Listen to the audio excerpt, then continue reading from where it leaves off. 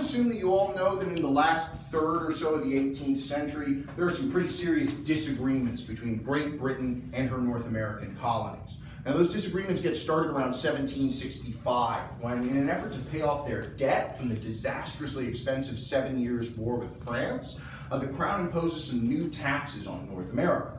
Now, they do so not granting us any representation in Parliament to advocate for ourselves or argue over what form the taxes should take.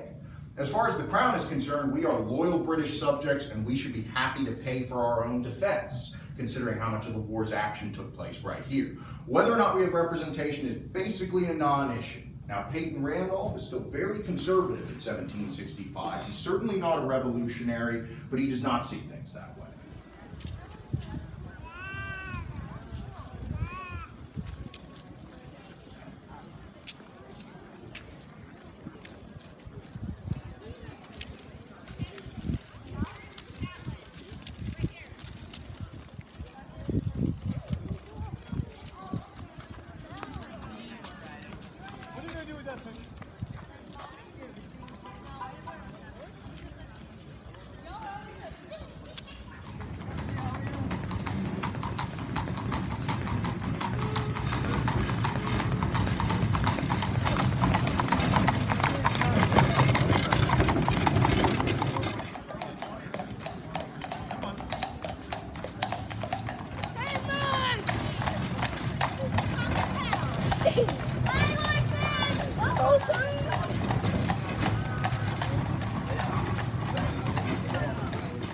Brush up on some of your steps before the upcoming 12th tide season. Perhaps you need a minuet, reel, jig, cotillion, country dance lessons.